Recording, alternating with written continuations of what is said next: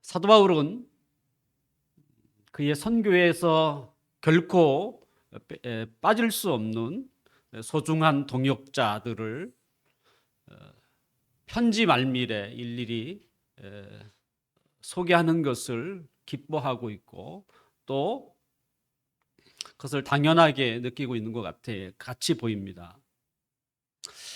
그가 그의 동역자들을 소개하는 내용을 보면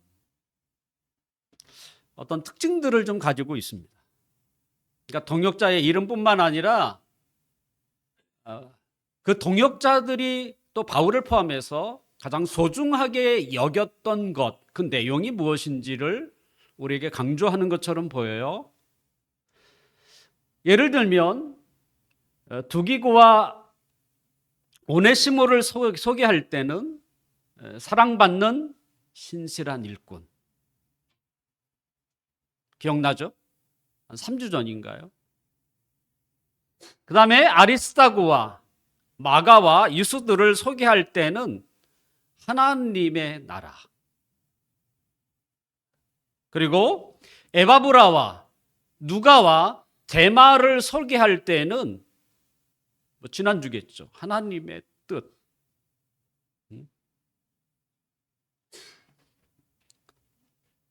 신실한 하나님의 일꾼, 하나님의 나라와 하나님의 뜻. 이것은 성경에서 굉장히 중요하게 다루고 있는 핵심 단어다, 이렇게 말할 수 있습니다. 그리고 오늘 본문에서 소개하고 있는 매우 중요한 단어가 또 있습니다. 신실한 하나님의 일꾼, 하나님의 나라, 하나님의 뜻, 그리고 성경에서 중요하게 여기고 있는 또 다른 단어가 어떤 단어일까? 오늘 본문에서 우리가 찾아볼 수 있는데요. 오늘 15절과 16절을 함께 읽어볼까요? 어떤 단어가 있는지 한번 찾으면서 한번 읽어보세요. 시작. 라우디게아에 있는 형제들과 룸바와 그 여자의 집에 있는 교회에 문안하고 이 편지를 너희에게서 읽은 후에 라우디게아인의 교회에서도 읽게 하고 또 라우디게아로부터 오는 편지를 너희도 읽으라. 이 15절과 16절을 살펴보면 유난히 눈에 자주 언급되는 단어가 있는데요. 그게 뭐겠어요? 교회입니다. 교회. 교회는 성경 속에서 굉장히 중요한 핵심적인 단어라고 말할 수 있죠. 분명 교회라는 단어는 그렇게 많이 나오지는 않습니다. 교회를 대신해서 하나님의 백성들이다, 때로는 하나님의 자녀들이다, 이렇게 표현하고 있지만 사실은 그것은 교회를 뜻하는 것이지요. 골로새서가 뭐겠어요? 골로새 지역에 있는 교회에 보내는 편지입니다. 교회에 보내는 편지예요. 이 골로새라고 하는 지역은 이 루카스 계곡을 중심으로 해서 형성된 세 개의 도시 가운데 하나예요. 라오디게아 도시, 그리고 히에라볼리라는 그 도시, 그 다음에 골로새, 이 세 도시가 가까이 있어요. 쉽게 오갈 수 있는 곳, 그러니까 근접한 것이라고 말할 수 있죠.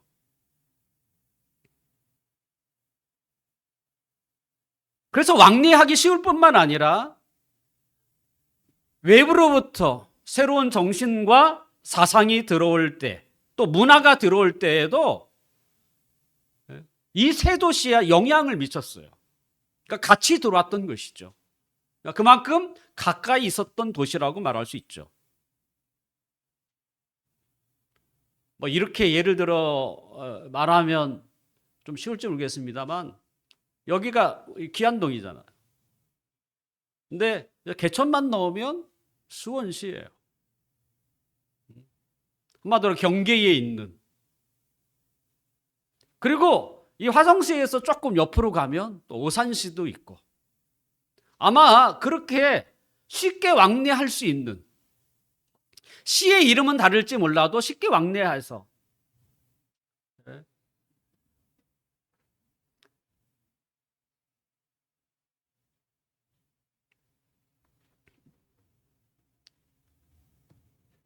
바울은 이 골로새서를 골로새에 있는 교회에게 편지를 보내면서 단지 골로새에 있는 교회만을 이렇게 염두에 둔 것은 아니었어요. 자기가 골로새 교회에 편지를 보내면 그 교회가 그것을 읽고 또 그 편지를 누구에게? 가까이 있는 도시, 라오디게아 아니면 히에라볼리에 있는 그곳에 있는 교회에도 같이 돌려보라. 그것이 이제 오늘 본문에 그렇게 소개하고 있는 것이죠. 그렇게 해서 외부로부터 들어오는 거짓 가르침에 그 가르침에 넘어가지 아니하고 능히 그 가르침 속에서도 하나님의 진리를 잘 사수해야 된다. 넘어가지 않도록 바울이 지금 그 얘기를 하고 있는 것이죠. 분명 교회의 이름은 다릅니다. 오늘 15절에 보니까 라오디게아에 있는 형제들이라고 표현했던 이 교회, 라오디게아 교회도 있었고 뿐만 아니라 룸바와 그 여자의 집에 있는 교회. 당시에는 가정으로부터 교회가 시작이 됐어요. 어쩌면 골로새 교회도 골로새라고 하는 한 도시의 교회지만 그 도시에 있는 가정교회예요. 그걸 묶어서 골로새 교회라고 우리가 부르고 있는 것이죠. 아마도 이 룸바는 이 골로새 지역에서 조금 이렇게 외곽에 있었던 것 같아요. 그래서 따로 부른 거죠. 룸바, 그 여자의 집에 있는 교회라고 한 것이죠. 이처럼 우리가 이제 기안동 안에서도 저는 좀 교회가 헤아려 보지 않았습니다만 제법 있어요. 기안동 안에서도 교회들이 나름대로 이제 이름도 있고 이렇게 교회라는 이름은 서로 다를지 모르지만 교회라고 하는 그 이름의 출발선 그리고 교회가 감당해야 할 사명은 사실은 다르지 않습니다. 똑같습니다. 이 교회의 사명은 이렇고 저 교회의 사명은 저렇고 이렇지는 않습니다. 왜냐하면 교회는 어느 단체나 기업과는 달리 한 사람 곧 예수 그리스도를 의해서 세워졌어요. 그리고 그분의 지시에 따라 그분이 맡겨주신 사명에 따라 교회가 움직이도록 하신 거예요. 그래서 교회의 창시자는 교회를 개척한 사람이 아니고요. 예수 그리스도십니다. 제가 2002년 1월 14일 날 수원 권선동에서 처음 개척을 시작했어요. 그때 주님이 저로 하여금 개척을 하게 하신 거예요. 교회를 제일 처음에 세운 분, 창설하신 분은 주님이세요. 제가 창설자가 아니에요. 저는 단지 주님의 그 허락을 받고 설립을 한 것이죠. 교회라는 이름이 처음 등장한 성경 구절은 마태복음 16장 18절입니다. 제가 읽어드리면 또 내가 내게 이르노니 너는 베드로라 내가 이 반석 위에 내 교회를 세우리니 음부의 권세가 이기지 못하리라. 예수님이 그 베드로와 또 함께 있는 제자들을 향해서 뭐라고 했냐면 이 반석 위에 내 교회, 예수님의 교회죠. 어떤 사람의 교회가 아니라 예수님의 교회, 내 교회를 세우겠다. 그리고 그 교회는 음부의 죽음의 사자도 능히 이겨낼 수가 없다.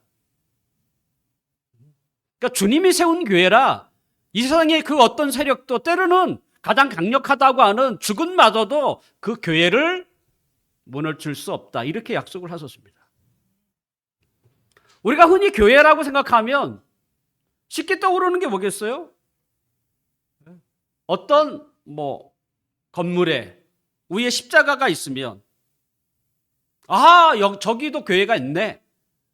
우리가 교회라는 것을 이야기할 때는 쉽게 이런 건물을 생각을 해요. 근데 지금 예수님이 뭐예요? 지금 허발판이에요. 거기에 무슨 건물이 있는 것도 아닙니다. 예수님은 그곳에 뭐예요? 내 교회를 세우겠다라고 말씀하세요. 그 메마른 땅 위에 교회를 세우겠다. 이런 말은 아닙니다. 그러면 예수님이 말씀하신 그 의도가 뭐겠습니까? 예수님이 교회를 세우겠다는 말은 뭐냐면 예수님을 하나님의 아들이요. 또 그분이 나의 죄를 사해 주시고 나의 주인이 되신다는 것을 믿는 사람들, 그렇게 고백하는 자 위에 교회를 세우겠다는 거예요.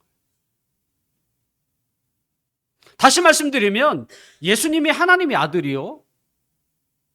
그 예수님이 나의 죄를 사해 주시고 그리고 나의 온전한 주인으로 서 계신다라고 하는 그 신앙 고백을 하는 그 사람 위에 교회를 세우겠다는 거예요. 그러므로 교회는 건물이 아니고요. 이런 신앙 고백을 하는 사람이 교회인 거예요.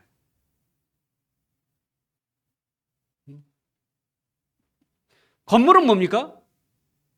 예수님을 그렇게 신앙 고백하는 사람들이 모이는 장소일 뿐입니다. 만약에 그런 신앙 고백을 하는 사람이 어느 한 가정에서 예배를 드리면 거기가 교회인 거예요. 그래서 우리의 옛 어른들은 교회라고 부르지 않았어요. 이 건물을 뭐라고 불렀는지 아십니까? 예배당이라고 불렀어요. 예배를 드리는 장소라고 불렀어요.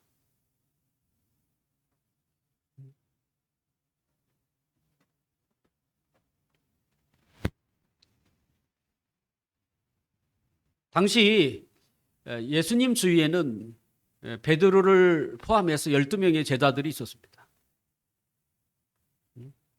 그들 모두가 어떻게 해요? 신앙 고백을 했어요. 예수님이야말로 하나님의 아들이시요 또한 우리의 죄를 사해 주시고 우리의 주인이 되실 분이십니다라고 하는 신앙 고백을 한 사람들이죠. 주님은 그 12명을 향해서 뭐예요? 내 교회를 세우겠다 이렇게 말씀하세요. 그렇다면 교회라고 칭할 때, 교회라고 이름할 때는 12명이어야 하는가?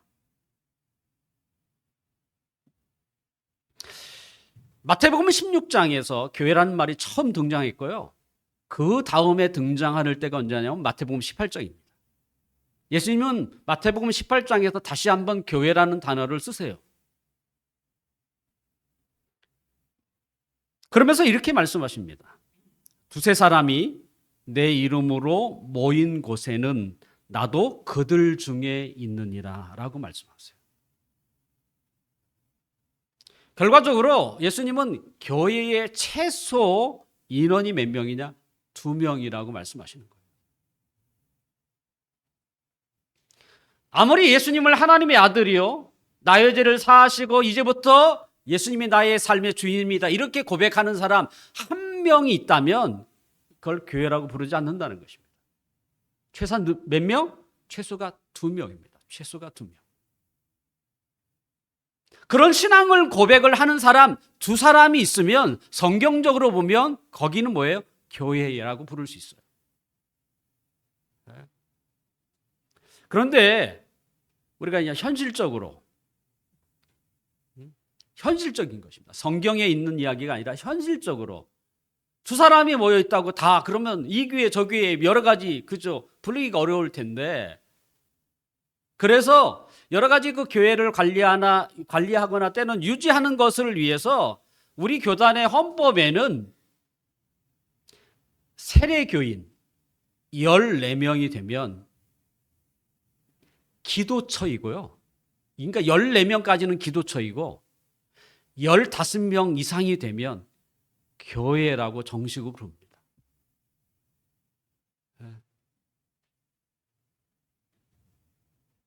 그러니까 14명 모이면 기도처라고 해요. 그리고 우리 교회가 장로교회 아닙니까? 근데 장로교회인데 장로님이 없어요. 장로가 이렇게 임명이 되려면, 임직을 받으려면 세례교인 25명이 있어야 한다. 이게 이제 교단 헌법입니다.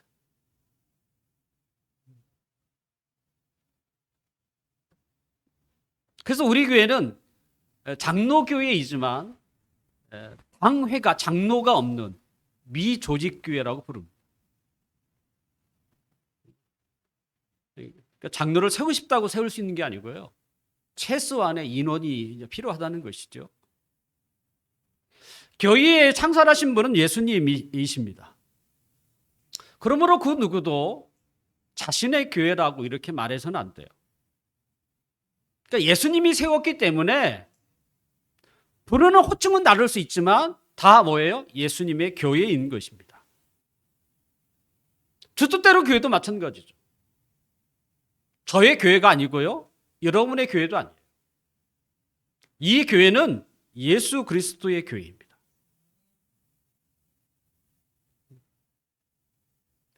그러면 누가 교회가 되느냐? 이 건물이 아니고요. 예수님을 하나님의 아들이요. 그분이 나의 죄를 사하시고 또한 내 삶의, 내 인생의 주인이 되신다고 고백하는 자들. 그들이 교회인 거예요.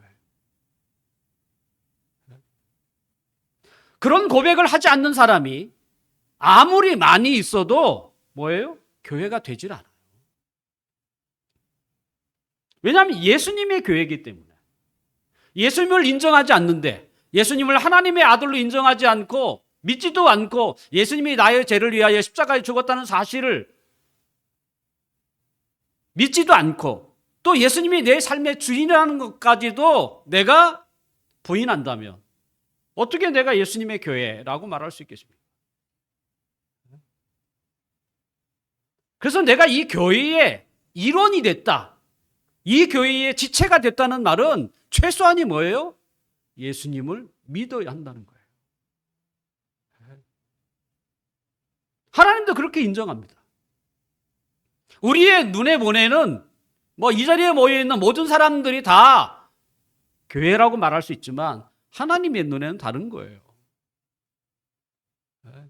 그 가운데 참되게 예수님을 하나님의 아들이요, 또 예수님이 나의 죄를 위하여 십자가에 죽으시고 그분이야말로 내 삶의 주인이라고 하는 이런 참된 신앙 고백을 하는 사람, 그 사람만이 진정으로 이 교회의 지체가 되고 또 일원이 된다는 것이죠. 여러분은 이 교회의 지체이십니까? 단지 여기에 나왔다고 해서 교회가 지체가 되는 건 아니에요. 정말 예수 그리스도를 믿는가? 하나님의 아들로 믿는가? 그분이 나를 위하여 십자가에 죽었다는 것을 내가 확실히 받아들이는가? 그리고 이제부터 그분이 나의 삶의 주인이 되신다. 내 생활에 그분 없이는 못 산다. 하루라도 그분의 은혜가 아니면 못 산다. 주인이라는 게 그런 뜻이잖아요. 그런 신앙 고백 여러분 할 수 있나요? 하셔야만 합니다. 그렇지 않으면 진정한 교회가 될 수가 없어요. 바라옵기는 우리 모두가 정말 예수님이 하나님의 아들이라는 사실, 그분이 나의 죄를 위하여 십자가에 죽었다는 사실, 그리고 이제 그분이 나의 모든 삶의 주인이라는 이 신앙 고백이 우리의 마음으로부터 진정으로 고백될 수 있기를 주님의 이름으로 축원합니다. 자, 교회의 창설자가 예수님이라고 말씀을 드렸어요.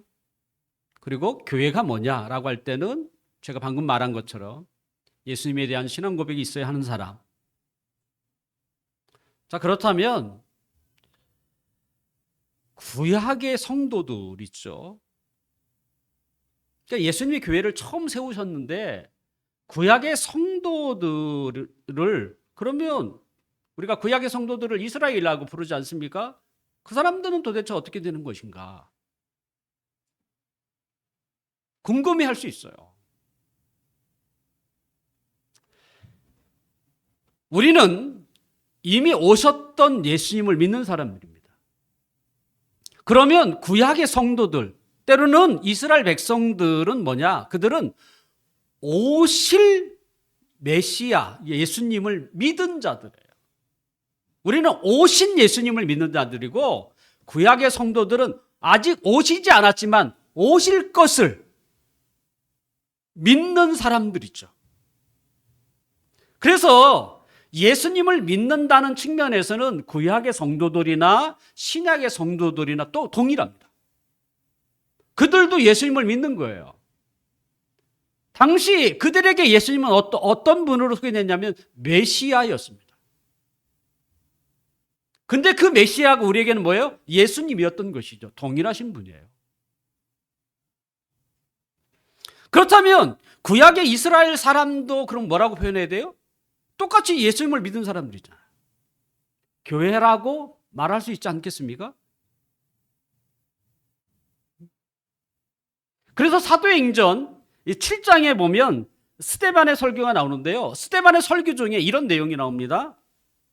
사도행전 7장 38절에 보면 시내의 산에서 말하던 그 천사와 우리 조상들과 함께 광야 교회에 있었고, 이건 그 구약의 이스라엘을 이야기하는 거예요.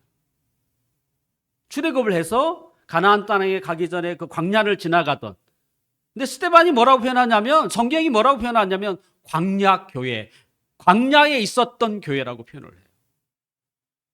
결과적으로 구약의 이스라엘 백성도 교회고요, 신약의 성도들도 교회, 같은 선상에서 우리가 봐야 한다는 것입니다. 그렇다면 왜 하나님은 이 구약의 성도들을 한 나라로 만들었을까? 그 이유는 당시에는요, 하나님에 대한 그 신앙의 그 신앙을 계속 유지하려면 어떻게 돼요? 가족 단위, 때로는 부족, 시족, 이렇게. 그렇지 않으면 그것을 유지하기가 쉽지 않아요. 근데 그것을 견고하게 유지하기 위해서는 어떤 체제가, 국가라고 하는 시스템이 필요했던 거예요. 그래서 하나님이 이스라엘이라는 국가를 만드세요. 원래 제일 처음부터 만든 게 아니죠. 아브라함이라고 하는 한 가족을 커져서 나중에 국가를 만드시죠. 왜냐하면 그 신앙을 유지해 가야 되잖아요. 뿐만 아니라, 이건 좀 어려운 말일 수 있겠습니다만, 하나님이 우리에게 보여주신 걸 성경, 그걸 계시라고 부르는데요. 계시에도요, 계시가 어떻게 해요? 시간이 감에 따라 점점 확실해지고 투명해져요. 이걸 계시의 발전이라고 부릅니다.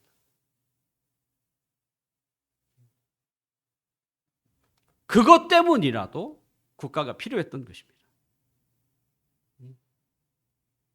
그래서 그 모양과 형태는 다를지라도 구약의 하나님의 백성이라는 이스라엘과 신약의 성도들은 다 교회입니다. 그렇다면 왜 하나님은 이 땅에 교회를 세우셨는가라는 것이죠. 사실 교회에게 있어서 가장 중요한 질문이에요. 교회를 왜 세우셨는가? 제가 앞에서 굉장히 중요한 단어 세 가지를 얘기했어요. 하나님의 일꾼, 하나님의 나라, 하나님의 뜻이라는 이야기를 했습니다. 하나님은 이 땅에 하나님의 나라를 세우려고 하셨어요. 그게 하나님의 원대한 계획이에요. 그러려면 누가 필요하겠어요? 하나님의 일꾼이 필요하겠죠. 이 땅에 하나님의 나라, 하나님의 뜻이 다스려지는 그 나라가 되려면 누가 필요하겠어요? 그 일을 위하여 일할 사람이 필요한 거죠. 하나님의 일꾼이 필요하죠. 그런데 이런 하나님의 일꾼은 저절로 만들어지는 게 아닙니다. 누군가 그에게 복음을 전해야 하고 또 그가 일꾼으로 부름을 받기 위해서는 끊임없는 교육과 훈련과 때로는 하나님과의 관계가 유지되어야 하죠. 그와 같은 것들을 감당할 수 있는 게 뭐겠어요? 그게 바로 교회였던 거예요. 하나님의 일꾼으로 키우는 그 장소, 그것이 바로 교회였던 것이죠. 그래서 우리가 예수님을 믿는 순간 뭐가 됩니까? 교회의 일원이 됩니다. 왜냐하면 하나님의 일꾼으로 세워져야 하기 때문에. 하나님은 교회라고 하는 공동체를 만드셔서 예수 믿는 자로 하여금 교회에 속하게 하셨고 그 교회에서 우리처럼 지금 예배도 드리고 기도하고 훈련하도록 하신 거죠. 그 다음에 왜 교회가 소중하겠어요? 우리가 예수님을 믿는 순간 우리는 사단의 표적이 됩니다. 이 악한 영의 표적이 돼요. 여러분이 느낄 수 있고 못 느낄 수 있겠지만 영적인 세계다 보니까 우리가 예수님을 믿는 순간 사단의 표적이 됩니다. 그래서 어떻게든지 우리를 괴롭히려고 하죠.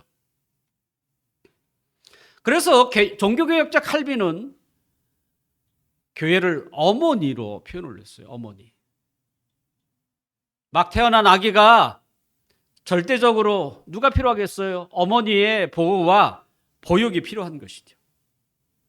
신자가 교회를 떠나면 어떻게 되겠습니까? 그는 무방비 상태에 갑니다. 적으로부터 자신을 지켜내야 할 장비가 하나도 없어요. 사실 우리가 가지는 신앙을 스스로 이겨내야 하고 스스로 신앙을 유지해야 하는 것, 이게 쉬운 일입니까? 거의 불가능한 것입니다. 그래서 하나님이 뭐예요? 우리를 너무나 잘 알잖아요. 그래서 하나님이 교회를 그래서 세운 거예요. 우리를 너무나 잘 알고 교회가 아니면 하나님의 백성이라고 할지라도 하나님을 믿는 사람이라고 할지라도 그가 잘할 수 없고 그 다음에 적으로부터 그를 보호할 수 없다는 것을 아시고 하나님이 뭐예요? 교회를 구약시대부터 세우신 거예요. 혹 우리 주위에는 여러 가지 교회가 마음에 들지 않아서 교회를 떠나는 사람도 있습니다. 저는 떠날 수 있다고 생각해요. 다른 교회 가면 되니까.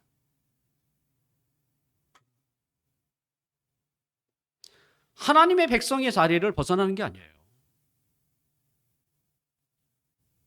여기도 예수 그리스도의 교회이고 옆에 있는 교회도 예수 그리스도의 교회예요.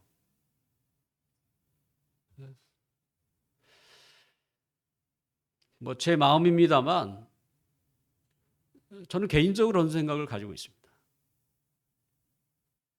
한 교회에 집착하지 않았으면 좋겠어요. 목사가 하는 말입니다. 성도가 많으면 누가 제일 좋겠어요? 제가 제일 좋죠. 힘도 나고. 하지만 제가 성경적으로 보면 한 교회에 집착할 필요는 없습니다.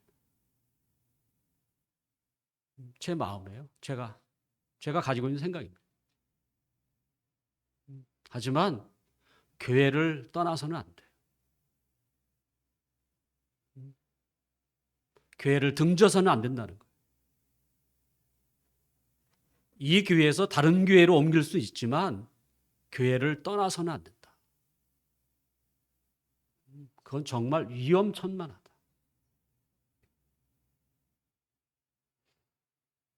근데 여러분들이 왜 이 자리에 계속 그래도 어떻게 쉽게 떠나요? 그건 맞습니다.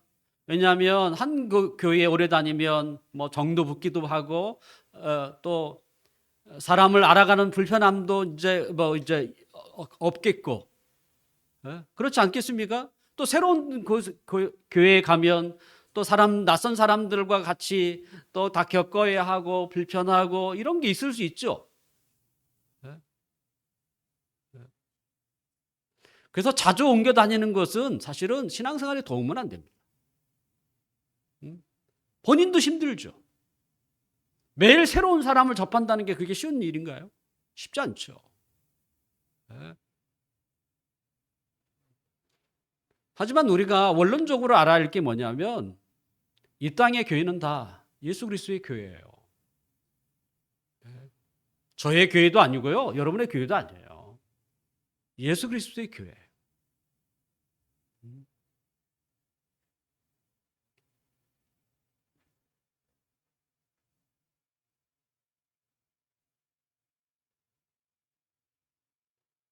그래서 교회를 등져서는 안 된다. 성경은 악한 마귀는 우는 사자처럼 삼킬 자를 찾아다닌다고 했습니다. 누굴 찾겠어요? 교회를 떠나서 다른 교회 가는 사람이 아니고 교회를 등진 사람을 그죠? 사단은 노리고 있는 거예요.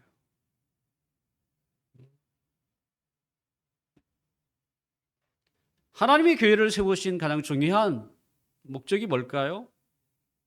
크게 보면 두 가지가 있습니다. 1차적인 사명, 그 목적이라고 할 수 있는데 신자로 하여금 하나님께 붙어 있도록 하는 것입니다. 교회의 1차적인 사명이 그겁니다. 하나님께 붙어 있도록 하는 거예요. 교회에 잘 나오라는 이야기가 아니에요. 우리가 이처럼 하나님을 예배하잖아요. 왜 하나님을 이렇게 예배합니까? 하나님께 잘 붙어 있으려고 하는 거예요. 뿐만 아니라 우리 성도들끼리 서로 교제도 하잖아요. 그 이유도 뭐예요? 하나님께 붙어 있으려고 하는 거예요. 신앙 교육도 받고 훈련도 받고 때로는 생활 속에서 경건의 삶도 살고 이게 다 뭡니까? 하나님께 붙어 있는 거예요. 하나님께 붙어 있어야 하나님으로부터 은혜가 내릴 거 아니에요. 마음의 평강도 생기고 살아갈 힘도 얻잖아요. 하나님께 줄이 돼 있어야 하나님으로부터 흘러내리는 하나님의 은총이 나에게 들어올 거 아니에요. 이게 중요한 거예요, 사실은. 하나님께 붙어 있도록 뭐예요? 교회가 1차적 사명이 그래서 하나님으로부터 은혜의 줄기를 통해서 끊임없이 이 세상을 살아갈 만한 힘과 능력을 얻는 것이죠.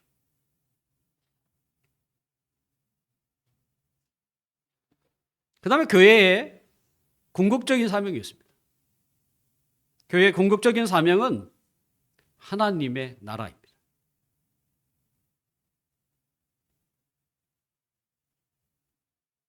하나님의 나라. 교회가 부흥하고 성장하는 게 아닙니다.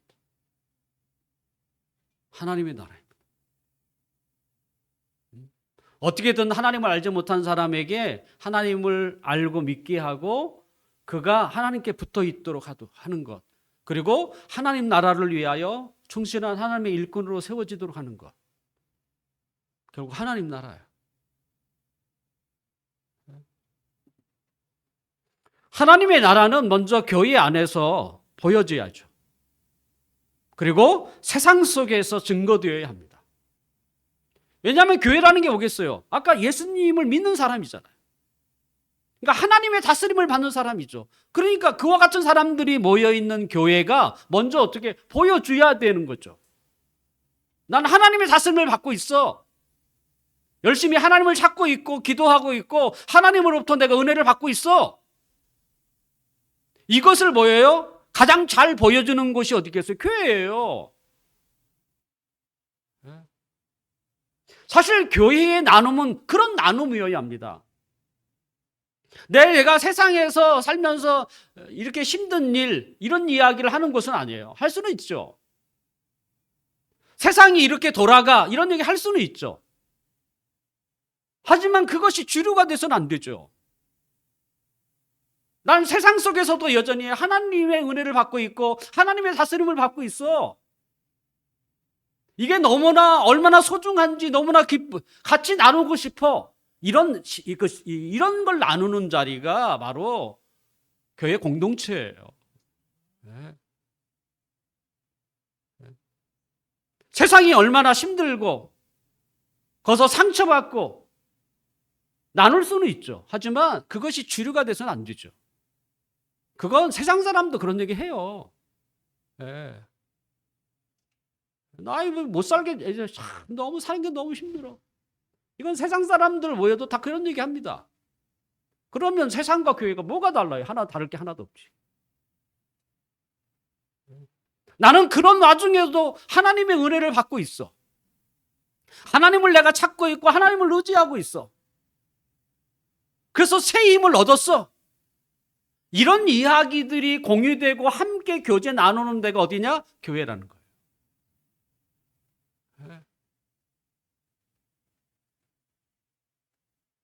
그래서 예수님도 교회에 대해서 뭐라고 하십니까?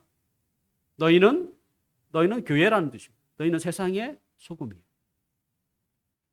너희는 세상의 빛이라 말씀하세요. 이게 하나님의 백성이 세상에서 드러내야 할 하나님 나라의 모습이에요.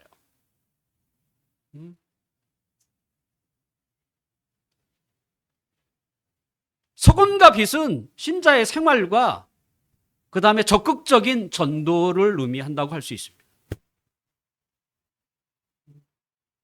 소금은 생활입니다. 주님의 마음을 가지고 사람을 대하고 주님의 정신을 가지고 내게 맡겨진 세상의 일을 감당하는 거예요. 그게 소금이에요. 그 다음에 빛은 적극적인 뭐예요? 전도죠. 한 영혼을 주님 앞으로 인도하기 위한 우리의 섬김과 기도가 거기에 있어요. 전도는요, 생활이 뒷받침되어야 합니다. 더욱이 기독교에 대한 사회적인 분위기가 냉랭할 때에는 정말 신자들은요, 말씀대로 생활해야 해요.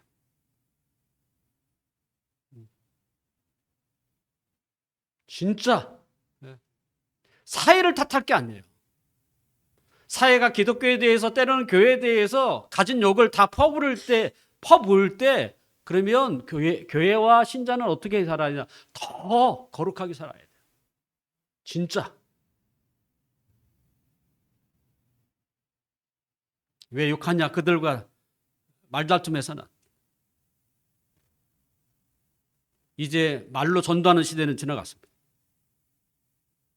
신자의 성김과 헌신과 기도가 뒷받침되지 않으면 한 사람을 교회에 초청하는 일은 어렵습니다.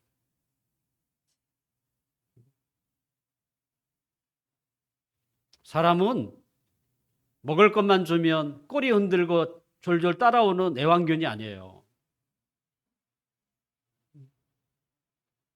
누군가의 헌신과 섬김과 기도가 있어야 합니다.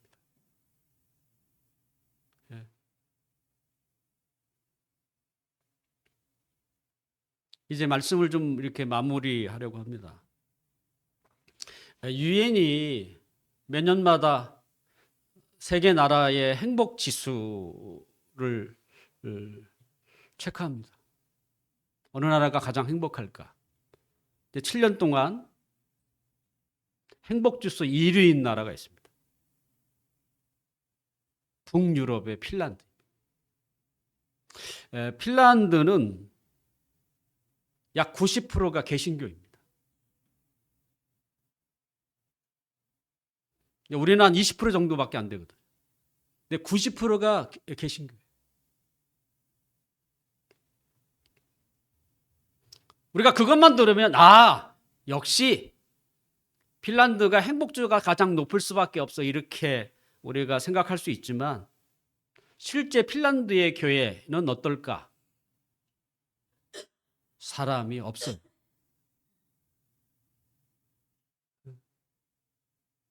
오랫동안 박물과 같은 그 교회, 큰 교회도 나이 드신 몇 분만 그 자리를 지키고 있을 뿐.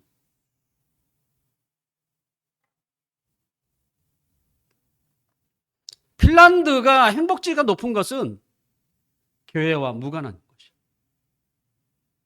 그리고 하나님과 무관하다는 것이죠. 교회가 교회의 역할을 제대로 하지 못할 때 나타나는 현상이죠.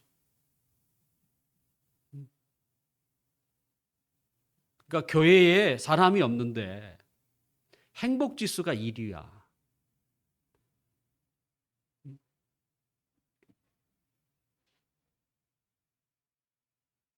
교회가 사명을 잃어버리면요. 또는 교회가 오직 내 교회밖에 없어. 우리 이걸 개교회주의라고 하는데요. 거기에 사로잡히게 되면 더 이상 교회는 세상에 소망이 되지 않습니다. 핀란드가 행복지수가 높은 이유는 사실은 교회 때문이어야 하는데 교회가 그 역할을 하지 못하자 사회가, 국가 시스템이 그들에게 행복을 주기 시작했어요. 한마디로 복지 나라입니다. 복지 나라예요. 복지 나라는 게 뭡니까? 하나님이 주는 진정한 평안과 행복이 아니라는 거예요. 하나님이 주지 않는 행복과 편안이라면 그것은요, 허울 뿐인 것입니다.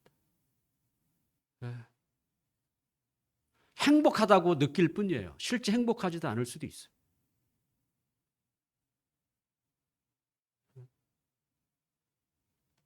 인간이 그토록 꿈꾸고 있는 행복은 교회가 주는 게 아니에요. 하나님이 교회 안에서 주는 거예요. 이건 다른 것입니다. 교회가 여러분을 행복하게 만들진 않아요. 우리에게 행복을 주시는 분은 하나님이세요. 근데 어디 안에서? 교회 안에서 제공을 하세요. 교회를 떠나면 하나님이 그렇게 행복을 줄 수가 없어요.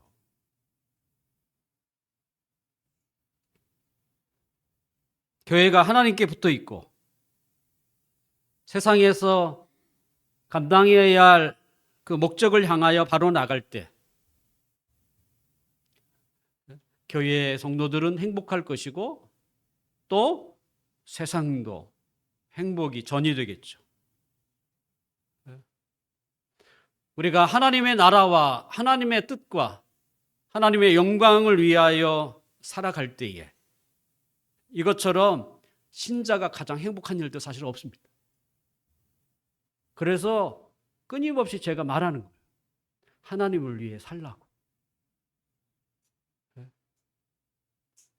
하나님이 기뻐하는 것은 우리에게 얼마나 큰 행복인지 몰라요.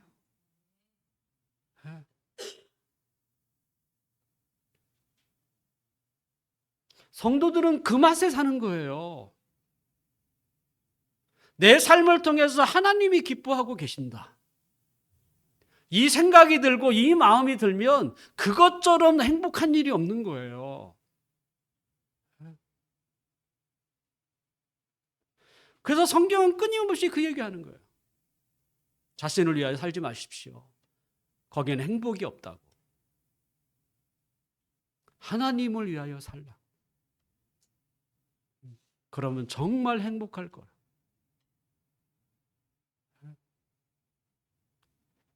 부모들이 그렇잖아요.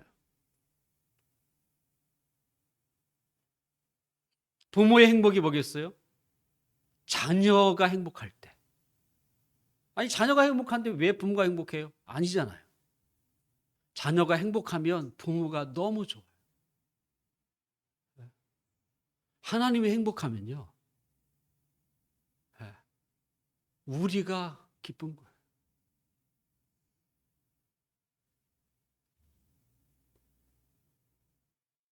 주투데르 교회가 제가 오늘 말씀을 통해서 여러분에게 들려줬던 것처럼 하나님께 붙어 있어서 하나님으로부터 끊임없이 하나님의 은혜를 받고 또 교회에게 주신 사명처럼 하나님의 나라 세상에서 소금과 빛이 되어서 오직 하나님 나라와 하나님의 뜻과 하나님의 영광을 위하여 살아가는 우리 모든 성도들이 되어서 이 땅에 살아가는 동안 참된 행복 지수가 가장 높은 교회 성도들이 되시기를 주님의 이름으로 축원합니다.